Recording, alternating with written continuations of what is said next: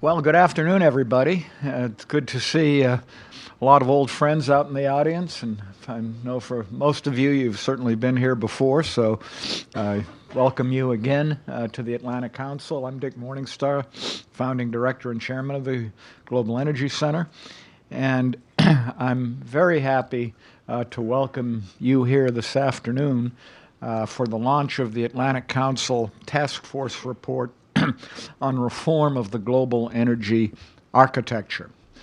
And last fall, between September and December of 2016, the Atlantic Council convened a high-level task force to assess the state of international energy governance and to determine if and how the current institutional regime could benefit from reform.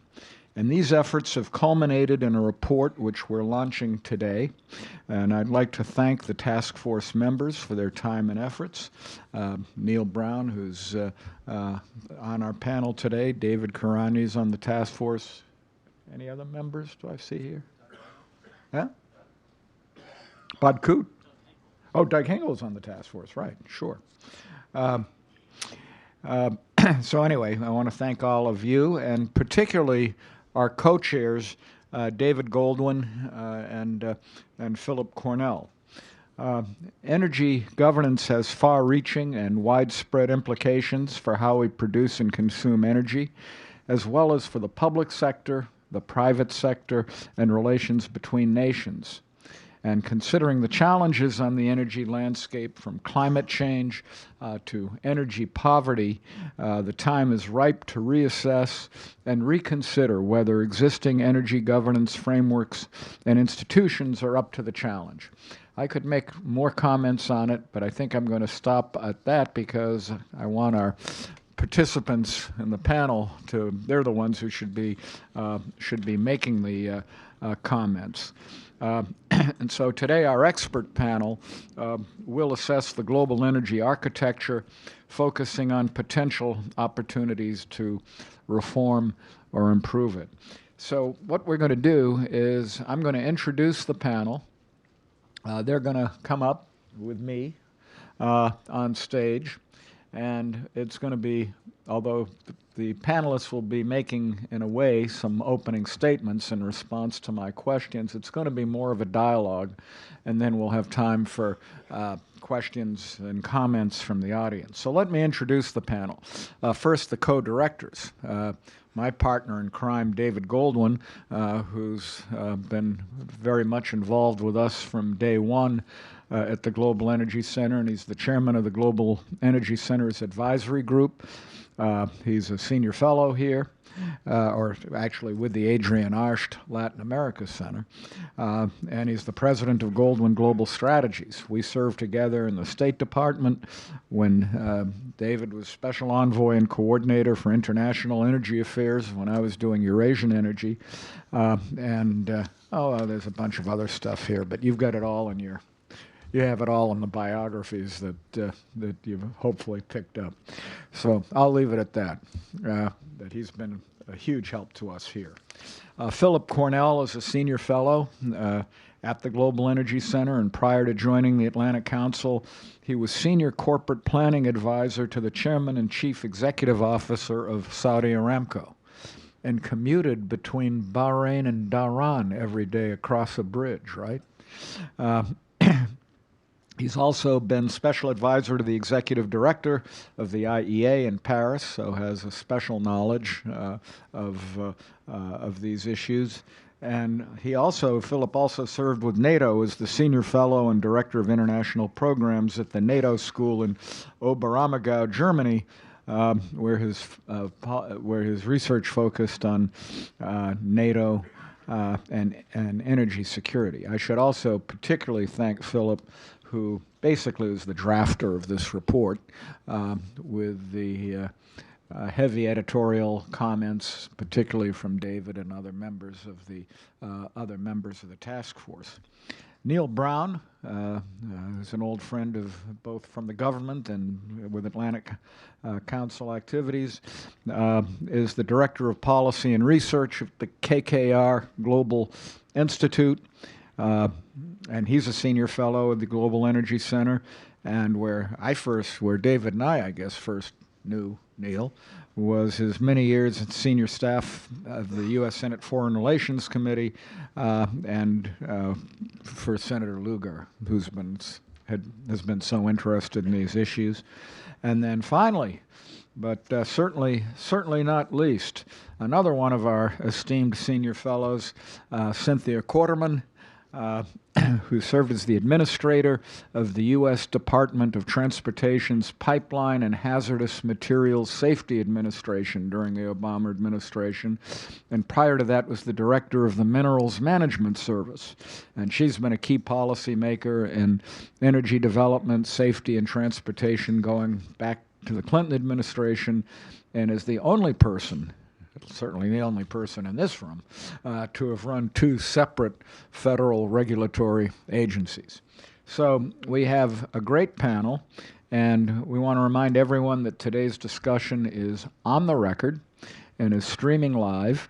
And please join the conversation on Twitter at AC Global Energy, and don't forget the hashtag AC Energy. So if the panelists would come up on stage, and we'll begin the discussion, and I guess our podium will be removed.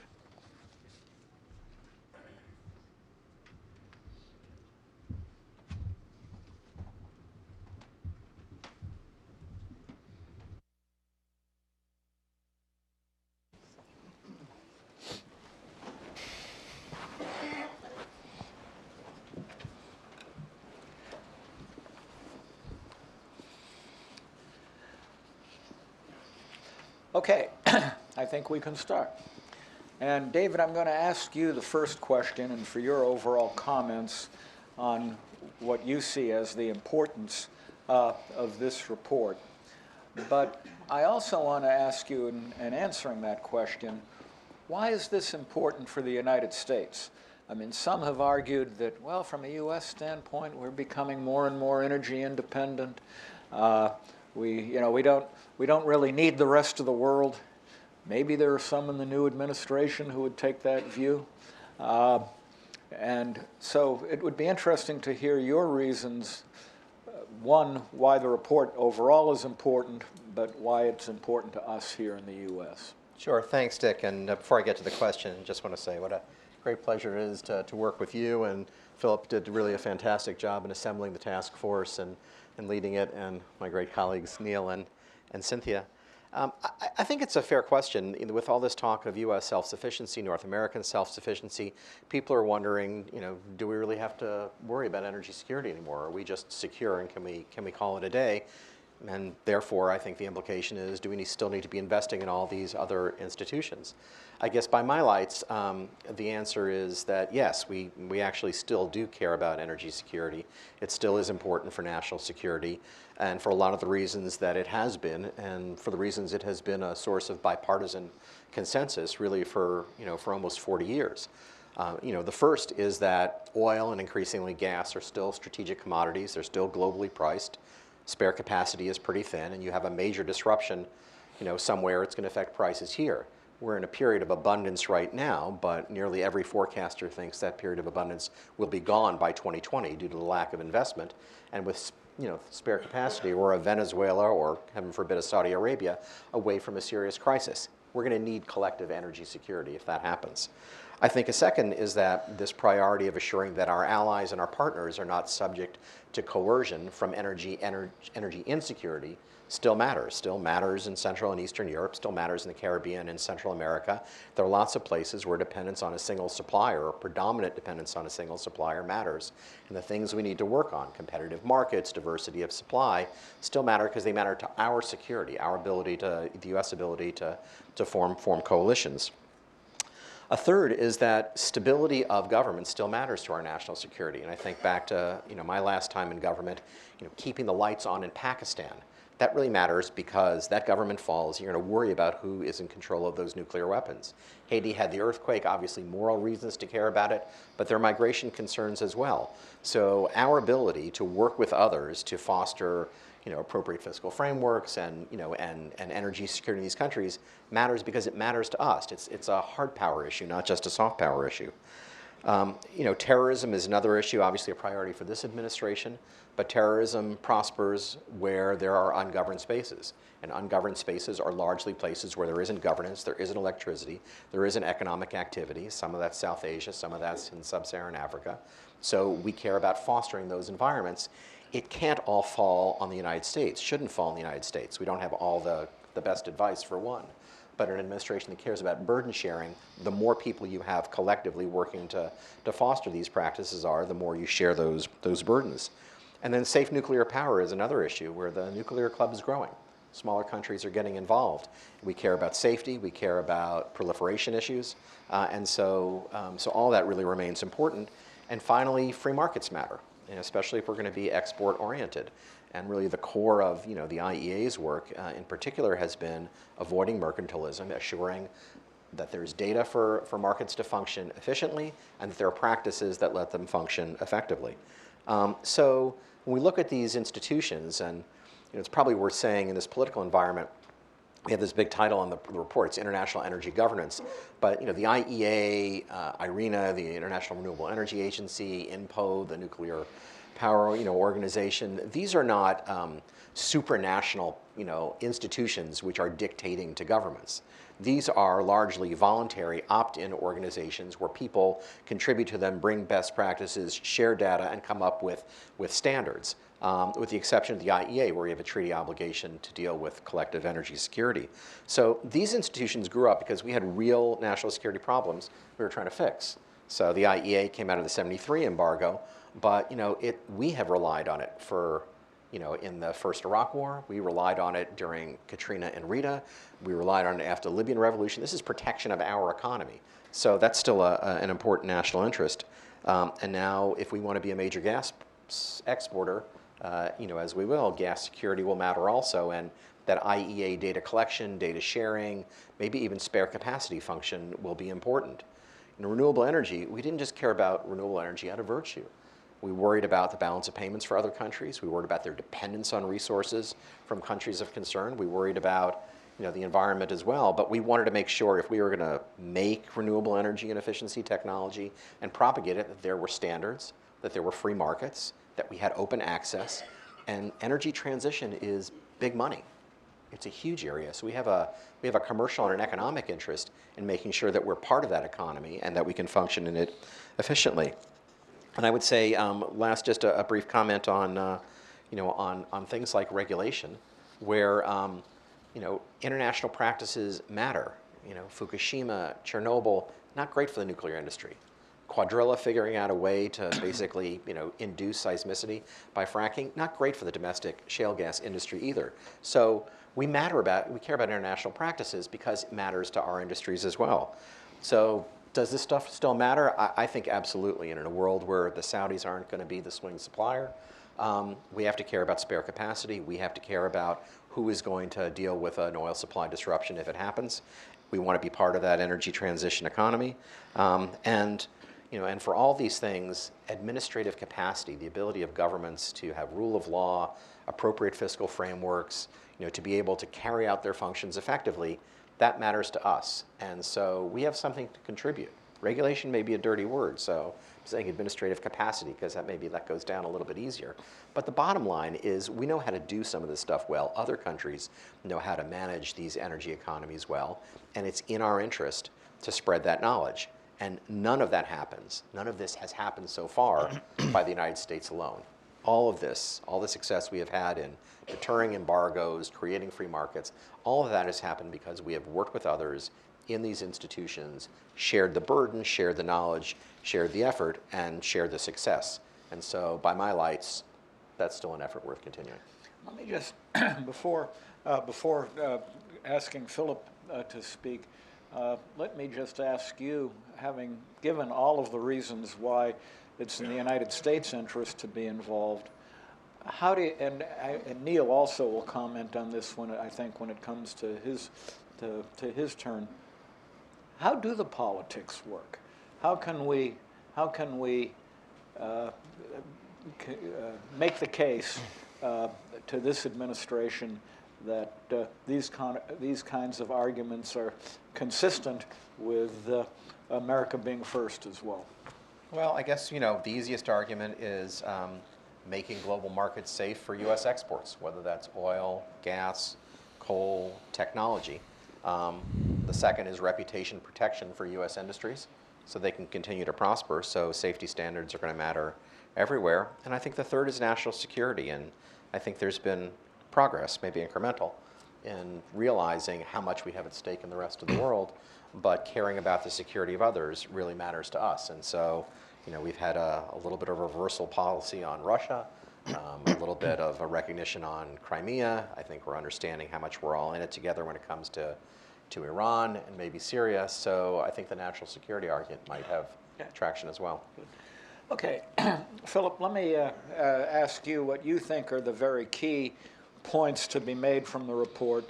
Then we'll go to Neil and to Cynthia, and we'll come back to this political question, I think, when Neil speaks. But Philip, how about your comments, since you're really since you're the brains behind this whole operation?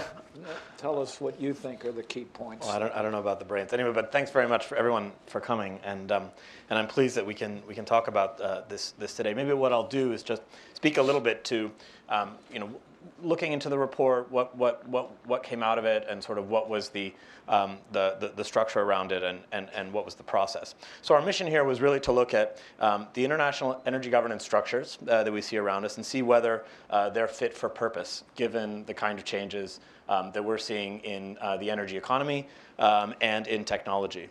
I think we all know that institutions and international institutions like this, and when I say that, I'm talking largely about interstate institutions, but we also wanted to make sure that we have a look at ones that might be a little bit less necessarily state to state. But in all cases, we're talking about things like the IEA, the IEF, IRENA, the UN, IAEA. I mean, these kind of sort of traditional state-to-state organizations. And we know that usually these kind of this kind of creation, institutional creation, comes about during a period of crisis. But inertia can mean that sometimes they outlive their purpose, or perhaps they need to go through some kind of institutional change to maintain a degree of legitimacy. And I think instinctively we know this. But energy in particular is a hodgepodge. I mean, it sits at an interesting nexus between, on one side, a lot of sort of trade and regulatory management that we might see in other sectors, and the other side, I mean, a distinct link with national sovereignty and national security, which means that there's a tendency to resist any kind of shift of sovereign power towards a greater institution. But the world today is very much in transition.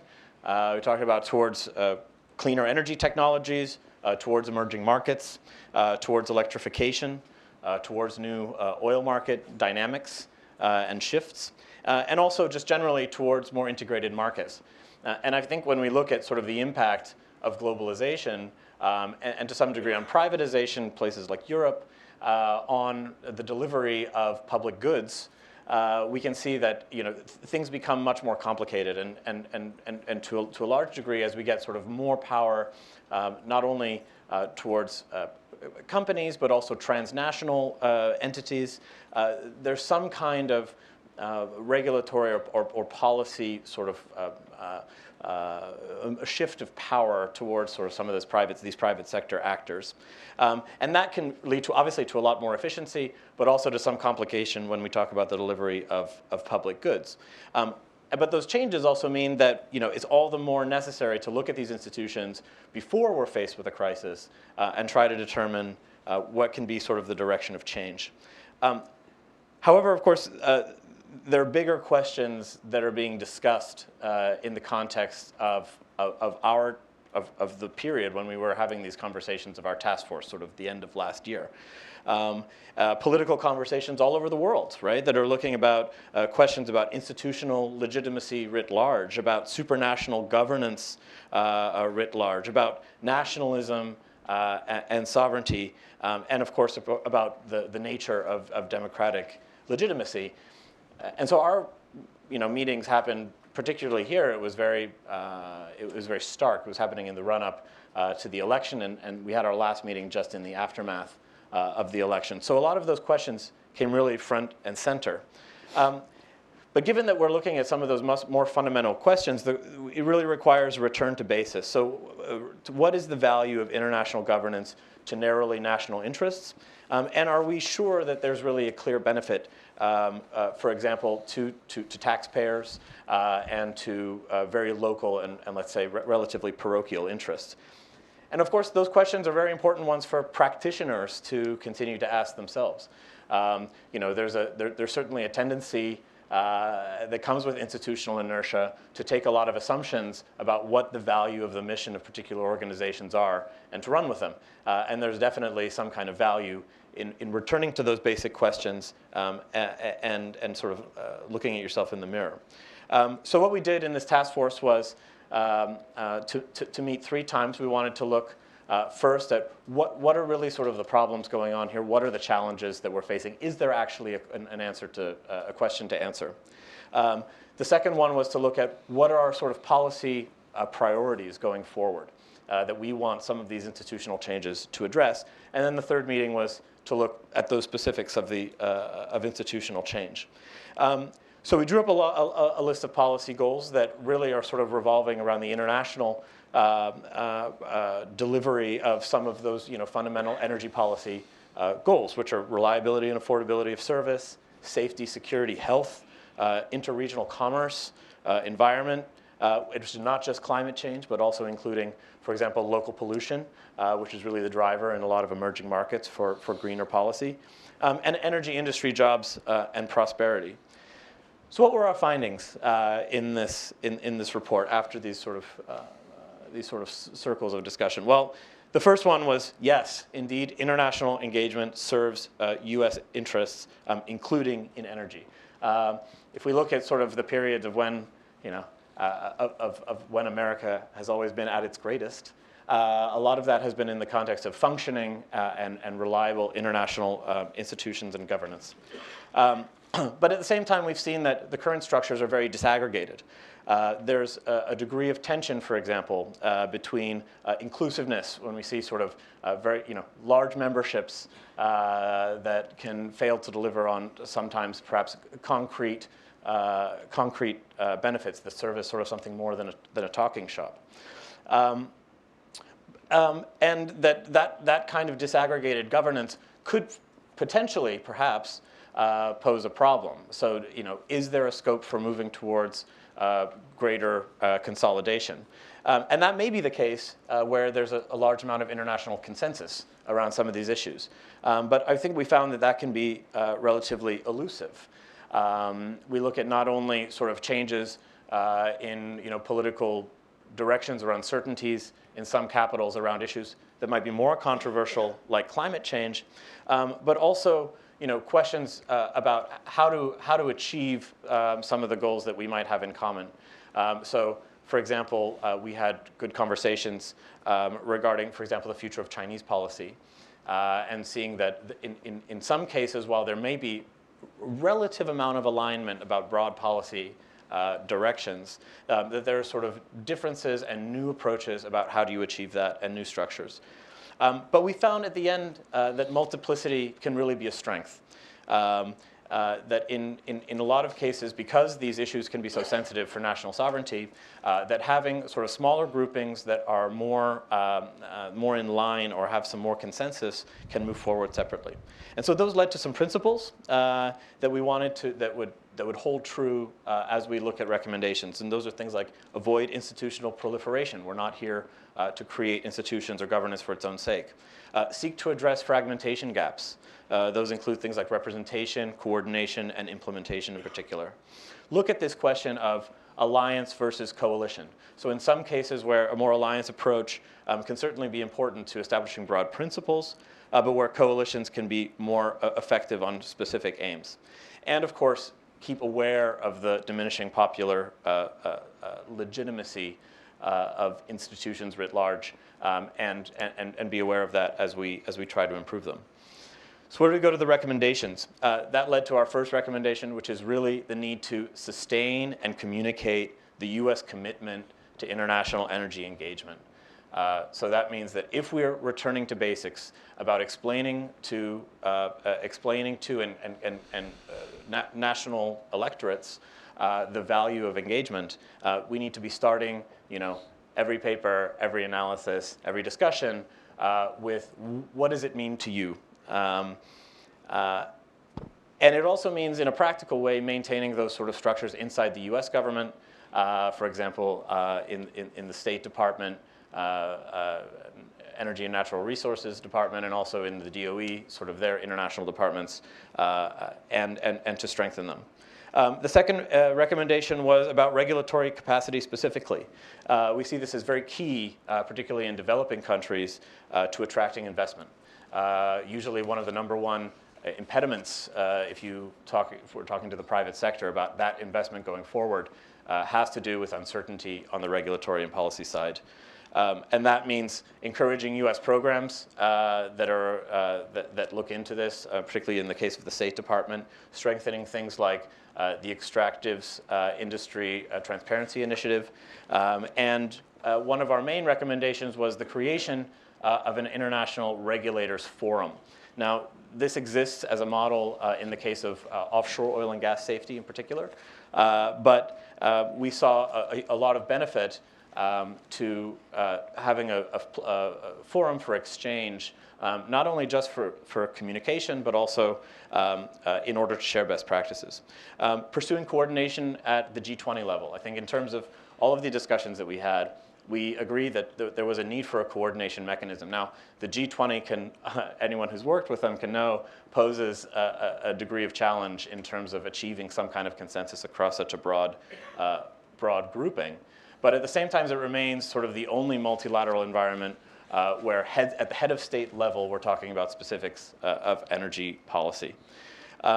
We looked at specifically IEA reform. Now, the IEA has been changing significantly under the leadership of Fatih Birol.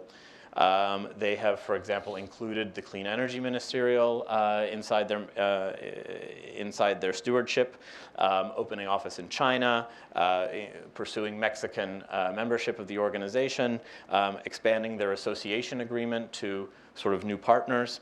And I think we support a lot of that process, and including the ongoing core missions of oil security and particularly data. But we also wanted to accelerate the focus of the IEA towards gas security, include China, for example, in the oil sharing, the program for sharing oil supply in the case of disruptions, and look into, again, a specific recommendation, a legal assessment, a formal legal assessment of the requirement of OECD membership as a prerequisite for IEA membership. So while association is a good stepping stone, the reality is that if we want to maintain this legitimacy, it should also have the big players at the table from the emerging markets. So the membership is a bit outdated given its original mandate. We looked at nuclear. David mentioned a little bit into nuclear. Obviously, this is a sector that's growing very quickly. There are 60 plants under construction right now with a heavy concentration in China, but also in other new-coming nuclear power countries. There's 160 planned over the next decade. So we're seeing an expanding club and new corporate structures as we have new sort of technologies around small modular reactors in particular.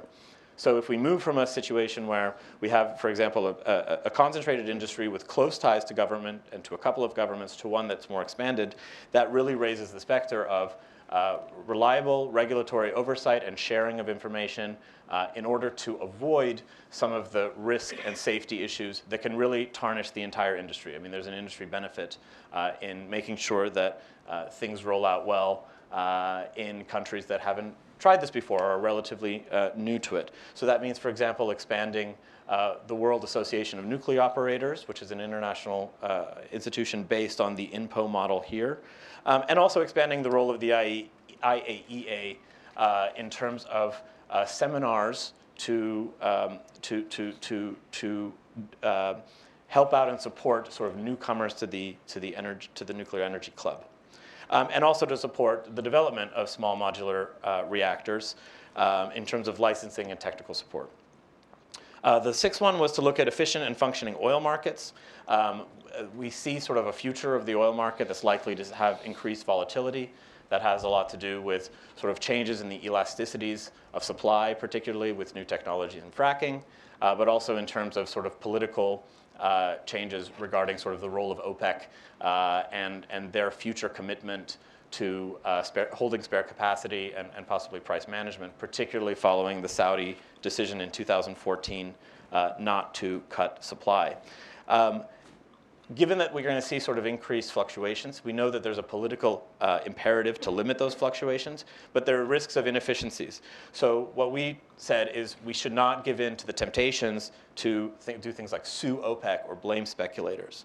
We should be focusing on data. So the Joint Oil Organization's data initiative is, for example, only as effective as the data that's provided to it by national administration. So to encourage better oversight of that provision. Sound analysis. So for example, the IEA, IEF, and OPEC have been engaging in price formation discussions to better understand how those fluctuations happen and how to improve market stability. And of course, reviewing also the Strategic Petroleum Reserve and looking at more effective ways and flexible ways to use the SPR. Now, we agree that sort of the powder should be kept dry when it comes to strategic reserves, but at the same time, when we discuss options, for example, product stock holding that's more dispersed around the country, or for example, filling cycles that are more in tune with market forecasts, we think that there's some scope there for improvement.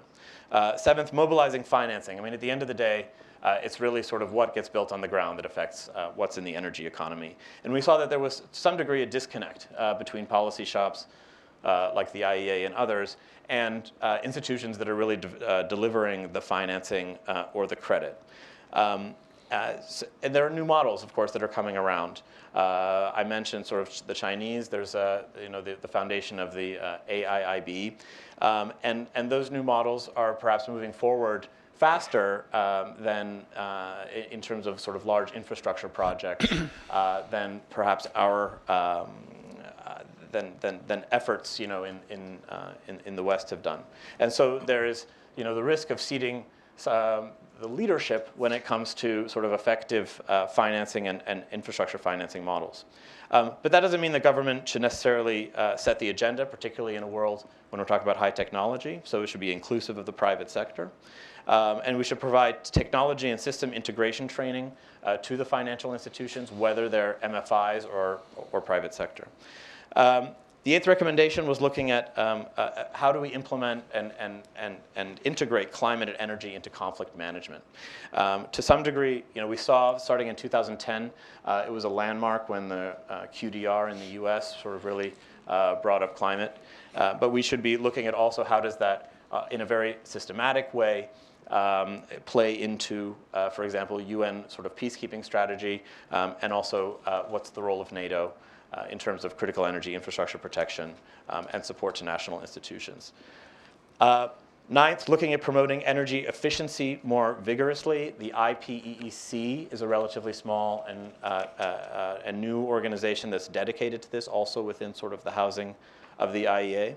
And we should support that, but it should also draw, I would say, from novel private sector schemes to shift risk burden and investment costs from individuals, if we're talking about insulating, for example, your house, to institutions. And those can provide a model to be copied sort of within MFIs and sort of other public organizations.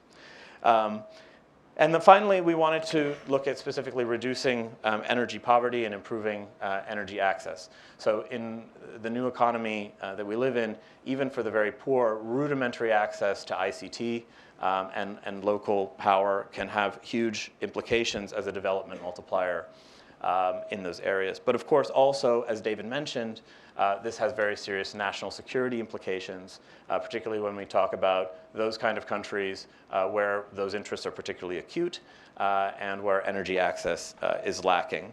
So part of that also means, how do you smooth access to developing countries for private sector, let's say microgrid operators that are facing difficulties now entering sort of relatively new markets in the developing world.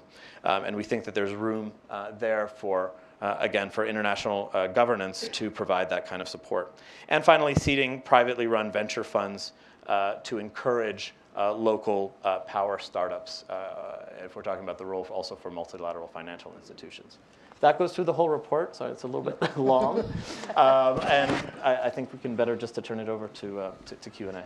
Well, thank you very much, Philip, and thank you again for your hard work and your work with David and the members of the task force in developing these, I think, very clear set of recommendations. So thank you for that. Great. Let me turn it over to Neil. And Neil, I know that you may have some comments going back to David's, what David talked about, the U.S. interest in the politics, where you think the politics might be from a U.S. standpoint. But also, given your having gone from a long public sector career, particularly on the Hill, into one of the most prestigious private sector firms in the country, how you see the relationship with the private sector on these issues, and what would be the most important things that could be done to encourage the private sector to invest in these areas. Sure. Well, thanks for having me, Dick, and I add my congratulations. Although when Philip was going through the list of topics, recommendations, I realized we have one glaring mistake or omission, which is that we didn't include a recommendation about the Atlantic Council itself and really what you've built here. You know, whether here in Washington or in Istanbul or in Abu Dhabi now, really elevating the debate, and you know, that's very important. And you know, having something tangible, some specific recommendations for policymakers to take, to dismiss, to manipulate, to ultimately put into action is really quite valuable. And you know, I congratulate you for building that. Let me start with maybe the second question on investment and really the relationship between investors and energy governance. A lot of people in Washington maybe don't know what KKR is, but we're a global finance firm, most well known for private equity, but also in credit markets, managing about $150 billion around the world, so decent size. To build off something David said, I completely agree on this central question of, does U.S. shale change something for us? I mean, does it make these institutions less relevant? Do we have just much more bravado and kind of go do whatever we want? And I agree with what David said. I actually would take it further and say that the shale actually makes us need these institutions more. A couple things. It's actually shale success is completely transforming oil markets. You now have a situation of structural change where we're used to long-term investments with very long production tails over time, and you reinvest, but it's all actually quite predictable, little hiccups here and there, but it's a pretty orderly market, which, by the way, we lean on Saudi to help manage, to help smooth out the biggest price spikes, et cetera. And obviously there were some big failures to that, but that system served the economy quite well. That no longer exists. You still have some of that investment, but you also have this new, oil extraction that's mining, which is mostly oil sands, which also is long-term investing, but doesn't have that production tail, so you have just, what it is just continues to plow forward, I guess like a bulldozer or something, to use an appropriate metaphor. But more importantly, you have the shale, which is very short-term in nature, very steep increase in production, and then an equally steep drop-off. That means that's pushed Saudi out as the swing producer, as David said, but means that the oil market isn't what it was, and we don't really know what it is yet. This is still a TBD. We're still looking to see how fast shale responds, et cetera. And so for investors, having more information, having more reliable data, having more regulatory certainty, all will help in that transition. By the way, that also has created more volatility. It's led over the last couple of years to really underinvestment in capex for those long-term for that long-term production. So by the end of this decade, we very well may be facing severe price spikes.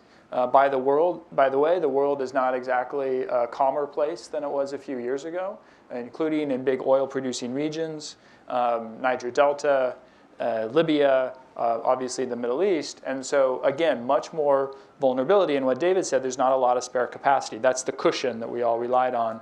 That's basically dissipating. So why does that matter? Why does volatility matter? Well, it always matters for people with a social interest because of just the effect that gas prices and both gasoline and natural gas prices have on individual citizens. But shale is itself different than those old big wells, off the Gulf of Mexico and Alaska, where you have a relatively limited footprint. Shale's footprint is tremendously larger. The number of companies involved, the number of laborers involved, more employment, the number of communities involved, and the number of investors involved. And don't shed a tear for big Wall Street firms, but think about the investment funds that are putting their money with them. So the more functionality, shale demands a better coordinated and more functional market, I think. So having said all that, let me just add, although I focus on oil, you can make very similar arguments around renewables, which are growing at a tremendous pace. That market is also fundamentally changing. The US can either participate or it can be left behind. And then tech. Every industry now is tech. Energy is no exception. We're in the very early stages. You think of smart meters, that kind of thing. Well, just wait until you apply artificial intelligence to demand management. So US, huge advantage, but if we're not at the table helping to set the rules, we're going to be left behind. Our companies will be left behind. So the key to me when looking at these international governance institutions is, there's a tendency for a government, whether it's a domestic national government or a international institution, to sort of hand it over and say, okay, here, private sector, go. I guess it's still Passover, so sort of like manna from heaven kind of argument. That was supposed to be a joke. I apologize. And it just doesn't work that way. The best institutions, whether national or international, have to be iterative. Have to not only get a private sector input, but needs to have private sector at the table. By the way, also civil society. You can finish your policy, but it's going to change. It's going to change tomorrow because these markets are now shifting so fast. And so you have to have built into the system that kind of continued iterative process. One of the examples mentioned in the report that Philip mentioned is EITI. I like that example, the Extractive Industry Transparency Initiative. I like that example both on what it tries to solve, which is important, transparency in markets, but even more so because it puts government, civil society, and industry at the same table as co-equals. That's pretty revolutionary stuff if you stop and think about it. We need more of that kind of thing in institutions. To be more specific on some of the recommendations and encouraging private investment, I think of three basic divisions of what we're talking about here. The first is energy governance as sort of a market functionality, I would say. And essentially, you want to encourage markets to have the most efficient use of capital possible. Usually that's through data information. And so the recommendations on improved data in oil markets, the IEA actually may be taking a more critical view to some of the data it receives from national governments would be quite useful. Jody was mentioned. More data out there. You'd be surprised the number of decisions made on imperfect data. Or actually, I worked in Congress, so I wouldn't be surprised having experienced that myself in that line of work as well.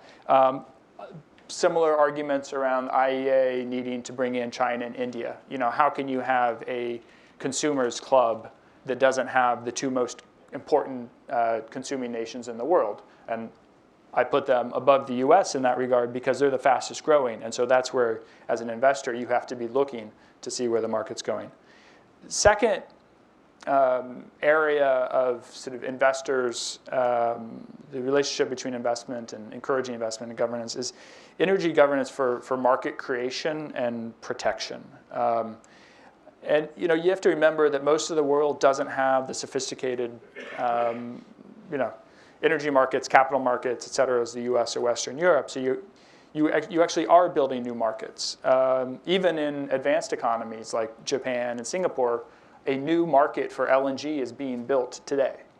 That doesn't just happen without some kind of guidance. And so something like the Regulators Forum can be very useful. Clarity is good. I mean, there's this, some people think that investors don't want regulation. Or companies don't want regulation. That's not true at all. You actually do want regulation. You want very clear rules of the road. You don't want them to be burdensome, but you want them clear and consistent. And if you can get that consistency across jurisdictions, that's a huge advantage. Huge advantage. Someone I mentioned natural gas. I mean, the power market, similar. You want more renewables in the Chinese market or in African markets. You actually have to create a wholesale market for that power to be delivered. It's not going to just happen overnight. Third category is the extent to which these international governance institutions can directly facilitate investment. Basically, you want them to be able to shine a spotlight and say, you know what, put your money here, right? So the number one thing we can do and we talk about is capacity building. You roll in, David, you set up the governance initiative at State Department to help build these frameworks.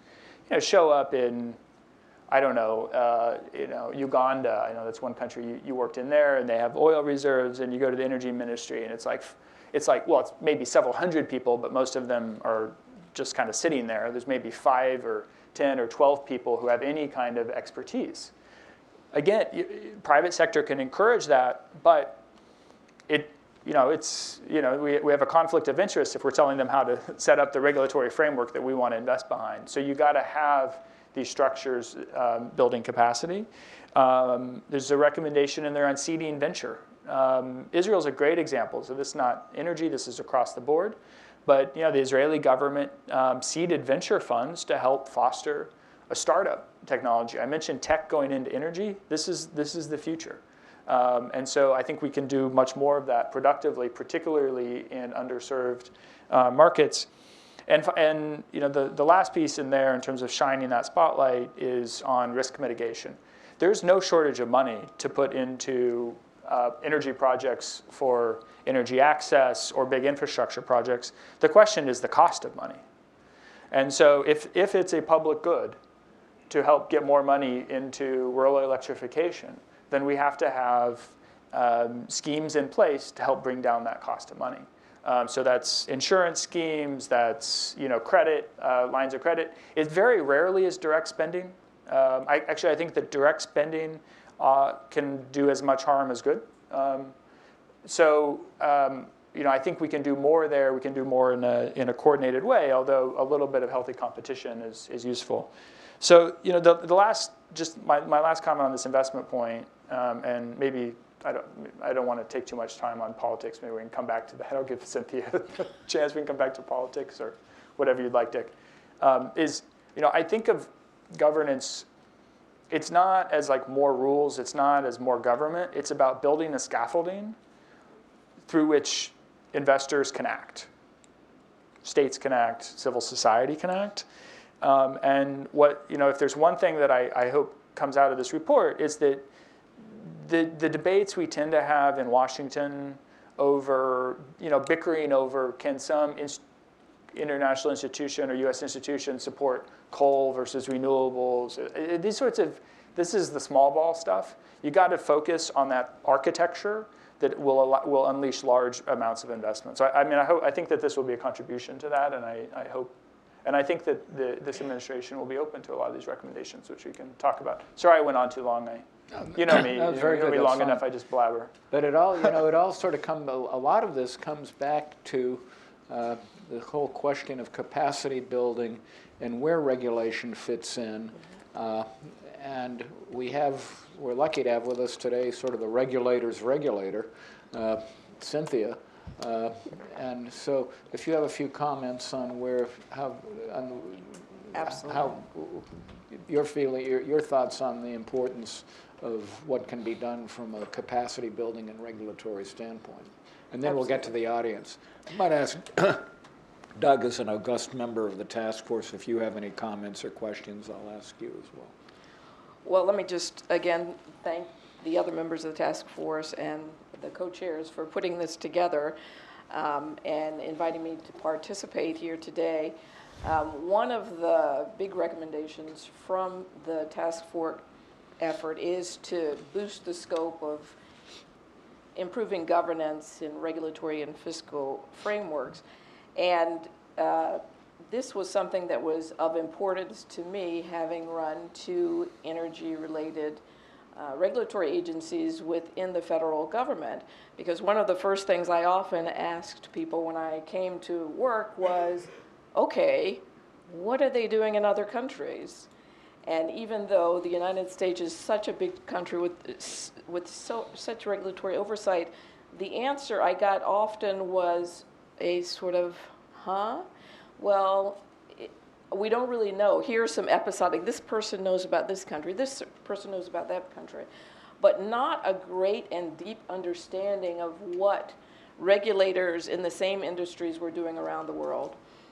In the early to mid-90s, I was in the Interior Department when we worked with the United Kingdom, with Australia, and with Norway, and set up an international regulators forum regarding the offshore oil and gas industry, and brought them together on a yearly basis to talk about what is happening in the health and safety arena, what are the best practices on the Outer Continental Shelf, what are the lessons that different countries have learned, and how might we feed that back into our own countries. Today there are 10 countries involved in the International Regulators Forum.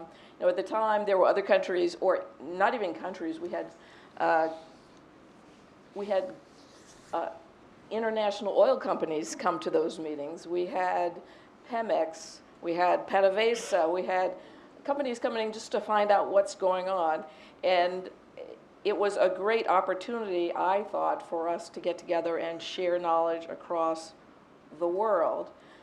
In addition to doing that, we also had the opportunity to bring in some other countries who were just beginning to think about these issues and wanted to know, what does all this mean?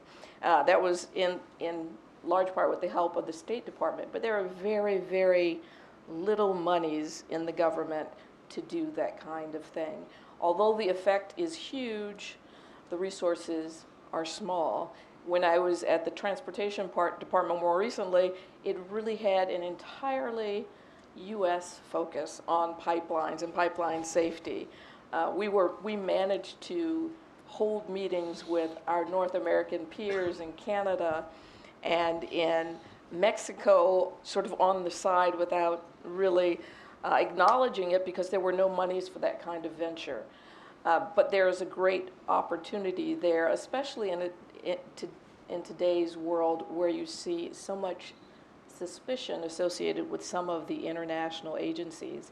It's really less a top-down approach and more a bottoms-up approach, where you have the opportunity to lift the boats of some these developing countries are really just stepping into this space and really need support to understand what kind of regulatory structures might they put in place. And of course, they wouldn't necessarily put in the bells and whistles that we have in the United States, but at least they have the underlying policy considerations. They hear those things. I'm happy to hear from both Neil and Philip the word certainty, because it's the number one thing that regulated industries would come to my door and say.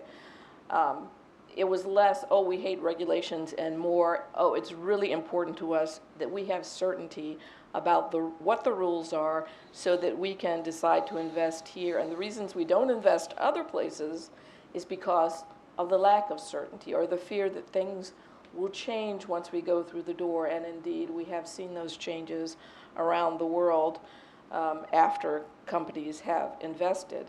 So this recommendation that the task force has put forward to boost the scope of that forum, I think is a very important and strong one in terms of sharing more information, but also ensuring less corruption around the world for these very enticing and rich resources. David and I had the opportunity to help an African country as they were looking at revenue sharing opportunities and laws within their country. So it's something that I think is just a basic, a do-good thing that we need to have happen. Great. Well, thank you very much, Cynthia. And Doug, do you have make a comment? Doug was a very active member of the task force, and then we'll go directly to other questions. Thank you. No, just let me add my congratulations to Philip for pulling this all together. It was an enormous amount of work. I would just like to echo what David was saying at the beginning. I mean, you've all said all there is, I think, to say about the report, but just underlining the importance of the international energy architecture for U.S. national interests, both national security, foreign policy, and our economic commercial interests. I think that's critical. But now I'd like to ask Neil a question, the one he wants to avoid, which is on the politics of this here, because what we've talked about here is multilateral arrangements, and that doesn't seem to be in vogue at the moment. Leaving TPP and other things, this idea that somehow we can do better bilaterally. This is an area where we're not going to do better bilaterally. So how can this message be best framed for those that might have doubts about our need for this kind of energy architecture? Doug, you forgot that I left Washington, and And in fact, I'm even moving further away. I went from New York and now I'm moving to California, so I'm trying to get further away. You're not going to escape that easily. Yeah. Listen, I think there's reasons, of course, to think there'd be the whole concept of international energy governance and let alone the specifics of the report would be met with some skepticism with the administration. I obviously don't speak for them at all. We get into politics, I don't even speak for KKR. But look at what we do know about the administration, right? Let's try to pull away a lot of the uncertainty, which, by the way, is important and significant, and the unpredictability. It is not great for markets. It's not great for politics. But what we do know is appointees matter. A president's policies are only as good as the people carrying them out. And when it comes to international energy, you have the State Department headed by somebody who is the CEO of ExxonMobil.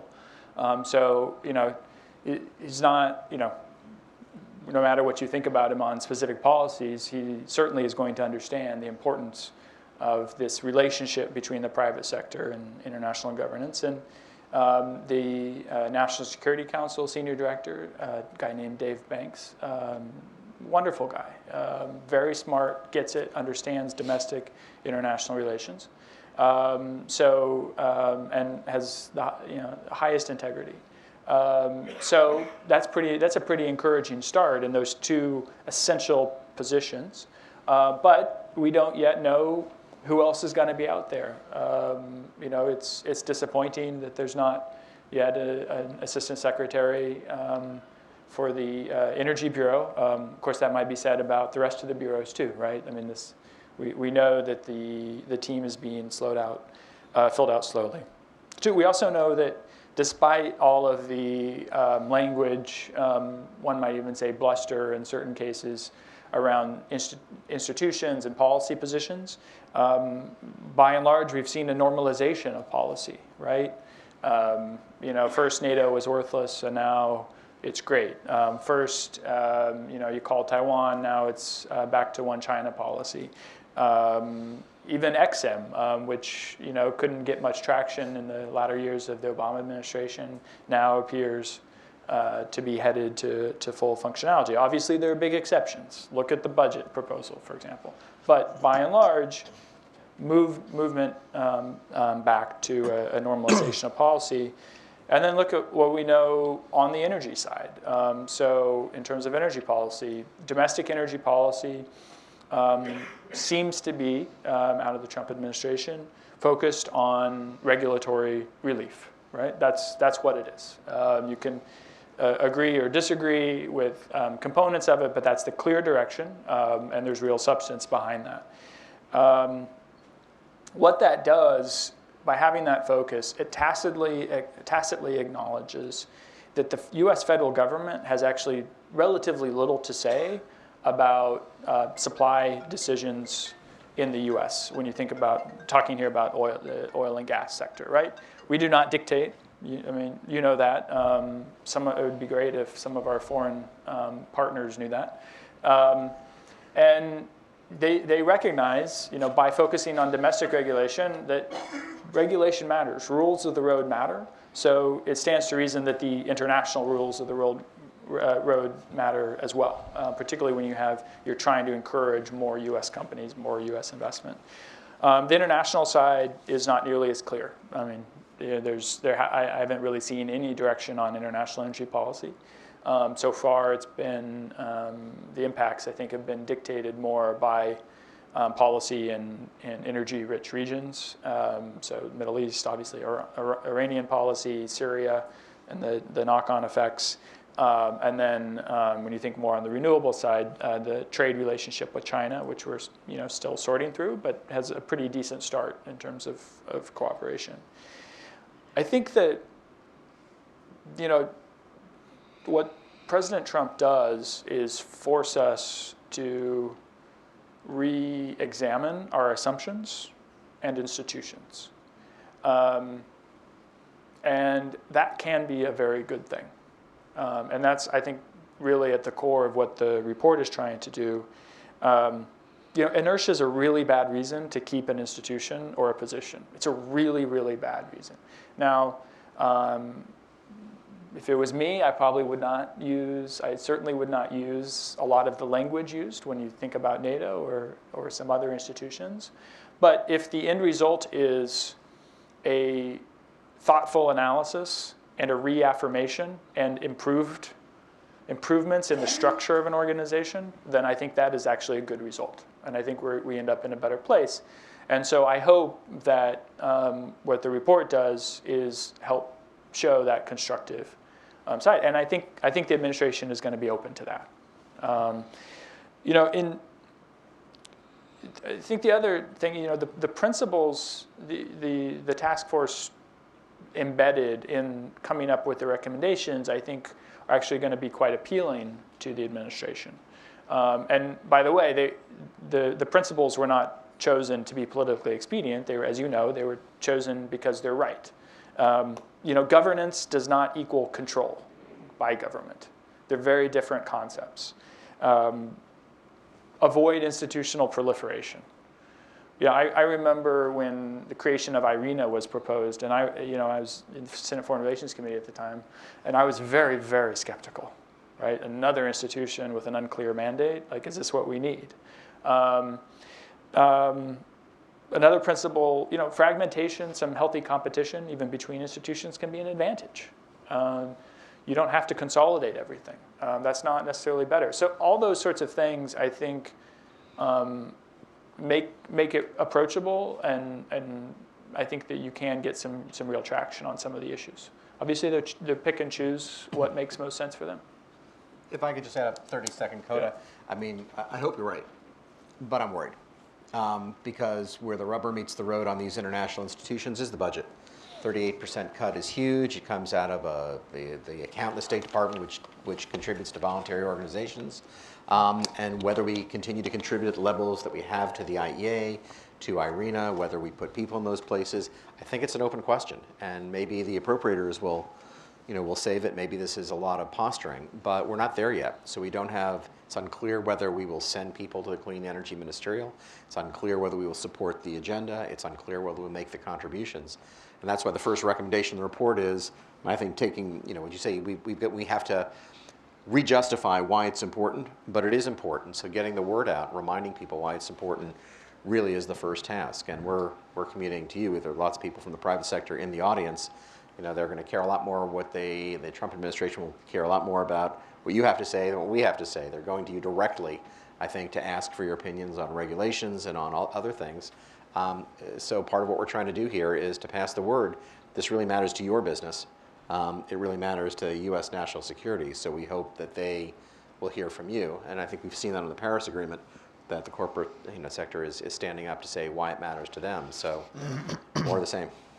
And I would just add very quickly as well that expectations really do matter. So what the rest of the world hears that we're saying or that's coming out of this administration, even given the large amount of uncertainty, really has a big impact on how they react. That is the case with budgets and with engaging with this administration on the part of a lot of international organizations. That, I mean, even sort of informally, I've heard a lot of skepticism, not in terms of sort of writing off U.S. support, but saying, okay, better to hunker down for a while rather than engage, which can be damaging, particularly in terms of, the benefits, the clear benefits to U.S. policy and interests that come from having been in a leadership position in a lot of these fora in the past. And if you see sort of the speed with which others are willing to take up that mantle, it should make it all the more clear that it is of such benefit. Yeah, I think. Thank you, all of you, for all of these points, because I think they're absolutely critical. And if we take anything from this, it's that there should be no inconsistency between what is in our national interest and how this new administration might look at things. But I agree with you too, David, that budget will be a critical key to this. Let's open it up for comments. Yes, right, and please identify yourself. Thank you, everyone. I had a question actually for Neil. I totally agree with what we said about market opening and market development and what makes it an investable proposition, and the fact there's a social good aspect with private financing. And you mentioned Africa as well. Like, do you have actually a concrete example of, as an institution, that you've been there and you've been in that process of market building and has gone lately? Or the challenges that you've really concretely faced when you were trying to enter there? And so what could be improved on the ground? Sure. Can you introduce yourself? Sure. So my name is Angela Homsey. I'm the founder of Ignite Power, which is a developer and financing arm for distributed renewable energy for African nations, working with government, but with private financing to put projects in place. Well, I'll be bold, and given your organization, why don't you tell us what you think is really critical to unlocking more investment in African power? I'm going off script here, Dick, but you're out there on the ground. Why don't you tell us what you Sure. I mean, from our perspective, the way we've been going about it is initially in every country where we operate to talk actually to the government and to the local stakeholder in there and try and help shape the regulatory environment, because we need a transparent regulatory environment and we need to have alignment of interest between all the different important players so that everybody's on the same page to achieve what we call like 100% clean access, which is electrifying all the rural areas of country with clean distributed power in a way that makes sense and is coordinated. And one of the issues that we face actually coming from the West more than from the ground is people that think that subsidies or direct public investment is a solution. Well, what we believe in is more guarantee framework or risk mitigation mechanism to align interest is the right strategy. And we've been lobbying for that. We signed already a few different PPAs in East and West Africa in order to do that, and we've started implementing. But that's been a really big lobbying and advocacy effort from our part, us, a private company, where we had initially a very hard time convincing foreign institutions and that advise the local governments that this is actually the way forward for market build-up. Yeah. So that's the way we've been operating, and it's been hard to fight the old traditional wisdom and put together actually new models that work for all stakeholders. We're getting there. I think what one way to phrase what you've described and what I have seen as well is, if you try to cut and paste a solution from, whether it's the World Bank's playbook or the U.S. playbook or wherever, and just put it into not only an emerging economy, but really a frontier economy, it's not going to work. The situation is different, the world is different. And what we need really are a more, I guess, customized solutions to the different problems you're trying to solve. So trying to solve an investment for power in Lagos or another metropolitan area is quite different than trying to solve it for rural Zimbabwe or something like that. You have different roles for different fuel sources. You have different issues of scale. For more advanced economies and for more urban areas, you can put in more innovative PPA schemes. South Africa is a good example. South Africa has really quite effective PPA scheme for renewables, despite the fact that it's a political mess and has been for years. Right? You can make things work. It's very different if you're trying to do rural electrification, where the problem really is scale. How do you aggregate enough projects to warrant an investment by really serious investors? I would say that at this point, most of the traditional Wall Street players don't really take investment in African power seriously at this stage. They just haven't seen the scale yet. Thank you. I see Bill Icord's hand, and then we'll go over here, and then we have a go over there. Bill Icord, consultant. Having spent about 30 years in the energy industry, my question's more on the investment side. But it seems to me that one of the things that may be a little missing from the report, you say it, but it's not, maybe put it a little bit more attention, spotlight on it. There are going to be trillions of dollars, by anybody's estimation, trillions of dollars of investment made in the energy sector over the next 30 years. Now, the bulk of that is going to occur in East Asia, South Asia, Southeast Asia. Again, the estimates all call for this.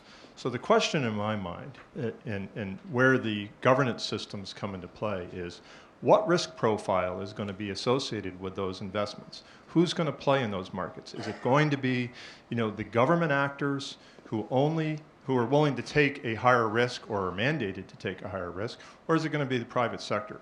Coupled with that, then sort of look at it from the U.S. perspective. It's largely going to be private investors, private capital markets that are going to make those investments if they think they're safe. So the key to this, in I think arguing, why do we need these institutions to this administration, is to say this is about the next wave of private sector investment from this country to other parts of the world that will generate a return on investment, A, and B, generate the jobs that are associated with the exports. I mean, look at the companies we have, Johnson Controls, Honeywell, GE, go down the list. Big employers in this country who will take those risks and make those investments overseas. That's the rationale for this administration. Thanks, Bill. You have a comment? I was hoping for a comment. Oh, no, you made You want it. to take three and then All right, I thought there was an excellent comment, so I don't know that there's a whole lot of a response to it, other than, yes, you're right. But we'll see what responses there are. Yes, over here, and then a couple of more questions. Thank you. Martin Wilhelm, Geopolis Energy. If you look at the budget plan, two particular areas that seem to be not in vogue with the philosophy of the incoming administration is science and innovation, especially the science part, and multilateral cooperation. So one area where the previous administration, in particular former Energy Secretary Ernie Moniz,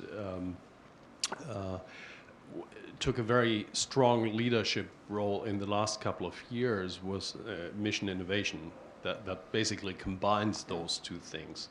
Do you have any conclusions or any ideas, thoughts, where you see that perspective for things like mission innovation, where if you look at the last 2 years, the leadership role of the U.S. and those personalities was really crucial. And from the ground, I'm not so sure where this is going to go if the U.S. stays on board but takes a very passive role, not to speak of basically leaving. And the budget doesn't look very promising. Okay, and we'll take one more over here, and then we'll. My name is Tom Olszewski. I'm at the State Department. I'm in the Bureau for European Affairs, and I focus on Central European energy security. And just for a quick context and then a question, historically, Central Europe, as a natural gas market, had an overwhelmingly dominant monopolistic player, Russian Gazprom. That's changed substantially, both in terms of infrastructure development and projects, but also regulation and antitrust decisions, primarily within the scope of the European Union, and the energy community. But within this scope of energy governance and investment, how do some of you think about, there are still entities out there, they're not strictly government and they're not strictly commercial, they're actually sort of both, and they make decisions depending on that balance. And Gazprom is a great example because it's clearly tied to the government, which would be involved with one of these, with these governing energy governance structures. At the same time, it's a commercial player, and it builds not just commercial advantage, but also political advantage through commercial ties to strictly commercial players in other countries. And so, in a sense, it's both the governed and the governing. So there's a conflict of interest, and that's not necessarily the best way to promote, of course, all the benefits that you were talking about, transparency, certainty that lead to both economic development and improvement in rule of law and quality of life. So thoughts about how to prevent that kind of conflict of interest at the international level. I'd love to hear your ideas. Okay, David, you want to start? Sure, let me take a shot at a couple. I mean, I think the point that you're making is probably exactly why institutions like the IEA or IPEC or IRENA are important. I know we spent a lot of time in the U.S. government. There were years when we just basically didn't recognize state-owned enterprises. We didn't recognize OPEC. We didn't want to talk to them. And that really wasn't an effective strategy. But the members of these organizations are the states. And so to the extent we focus on market rules, as we have in Europe, which is competition, open access pipelines, then we can deal with whether the countries have state-owned enterprises that are their suppliers or their actors or not. We're focusing on the rules of the game, and that's where, I think Bill, your point comes into play. Is the United States has an interest in the rules of the market, in market access, market competitiveness, market entry, so we can play on a level playing field, and where we have a place to complain and protest and seek change if the field is tilted against us. And so that's why these institutions, I think, are important. I think the Trump administration can play in the credit space because a lot of these, like in the LNG space in particular, a lot of the new buyers are poor credits. So they could do something about climate change by using our presence in the World Bank and the Asian Development Bank to provide credit support for new buyers to make the world safe for U.S. LNG exports. It would be pro-climate, it would be pro-competition, it would be a way to use the power of government to support the jobs and export agenda. So they're tools if they think about them, and I think that's the purpose. And I would just say on mission innovation, There is some bipartisan support and even some Trump administration support for R&D. It's not clear in what space and at what stage and for how much. So I guess the best I'm hoping for is not a leadership role for the United States in this space, but a permissive environment for some of that investment to continue. But I think the real energy, if you'll pardon the term, is going to be from the private sector, more breakthrough energy coalition than mission innovation. Can I just ask, before the others comment, Glenn, do you have anything on mission innovation? Nothing that I can share at this point. Okay, Glenn still would be. The discussions are going on right now, and I think David's answer was a very good one. Okay. Any other comments? I would add to Bob's comment about the report missing something. If you look in the boosting regulatory capacity section, there is a little note there that says the importance of sustaining U.S. programs, capacity building abroad, and one of the reasons for it, of course, is for American technology and innovation to come in. It's not as direct as you say, but it's certainly one of the justifications for doing that kind of work.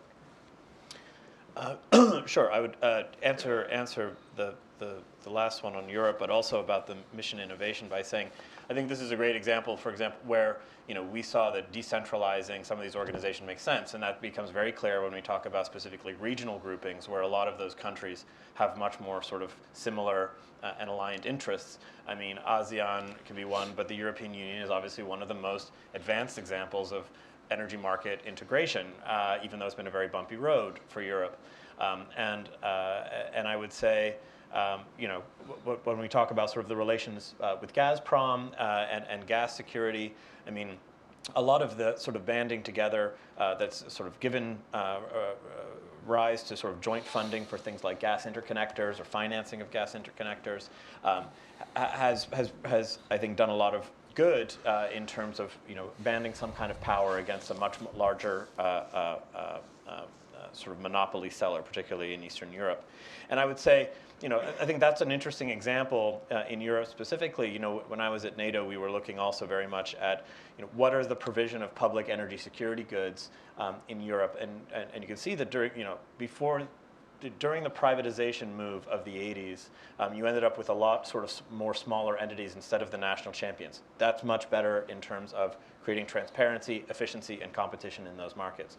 But it's you definitely do lose something in terms of national champions were able to sort of fulfill some kind of government policy in the same way that Gazprom, if it's not fulfilling government policy, at least it's forwarding, as you say, political interests, or providing for those public goods separately. And when they become when you start having much smaller sort of private actors, it raises the need, and a lot of the European countries will tell you that of their experience of the 90s, to oversee a lot more smaller actors that that are incentivized to cheat when you're talking about achieving minimum service level requirements, about reacting to certain kind of events that might be low probability, high impact, and so it makes just much more complex the sort of the maintenance of those public goods, and those sort of regional institutions can help do that. And I would say very similar for science and innovation. I mean, within the European context, in order to compete even on the basic science side with some of much more larger investors, I mean, including in the US, consolidating things like FP funding inside the European Union have gone a long way to try to band together those capabilities and achieve something better. Do you have anything, Neil, you want to add? Maybe just two quick thoughts. I mean, one on the budget. Clearly, messages matter. But if I put on my old Senate hat, I would say the same thing that I said, to the Bush budget. I was there over Bush and Obama, and Bush budget and Obama budget, which land on your desk early every year. I'd say, well, thanks for the paperweight. So, look at the language from Senator Graham, from Senator McCain, Senator Corker. That's just on the foreign affairs side. Focus on what matters, and political statements in a budget, I think, are a distraction. They have consequences, but they're a distraction. On state-owned enterprises, just one comment. I don't have a problem with state-owned enterprises. There's a legitimate public interest in having a state vehicle to encourage infrastructure building, particularly in emerging markets, frontier markets. The question is, are they competing with private investment, or are they facilitating private investment? And so that's when you get to the issues of the trade rules, regulatory rules, making sure that private investors, in particular foreign private investors, are not disadvantaged. I can see lots of good examples of private investors and state-owned enterprises working together. We've had that experience in Mexico, working with Pemex. It's been a very productive relationship. So it can be done. Russia's an outlier in many ways, and in addition to the rules, you build more interconnectors so Gazprom isn't as valuable of a tool anymore. A functional market will take care of political interference pretty quick. That's kind of the core of the strategy, I think. Just very quickly to follow up on that, on the state-owned, Gazprom, the state-owned enterprises, the key is forcing them to follow the rules of the game. And Europe is doing a better job at that. I mean, you can argue whatever the final terms of the settlement of the competition case, and you can argue back and forth on that, but European rules and regulations are beginning to have an effect on how Gazprom operates in Europe. And going back to capacity building in other parts of the world, I think that's why it's so important to develop regulatory structures that will in fact maybe solve some of the problems. I think we're out of time, and I appreciate all of your patience and listening to us for an hour and a half, and I hope you found it as valuable, at least as I have, in listening to our panel. So I'd like to thank the panel, and thank you all for coming. I said bravo, thanks. Right. Yeah, other than Philip being much more on, it was. I think for Istanbul, both for Istanbul, probably important to get him to focus on both how long he speaks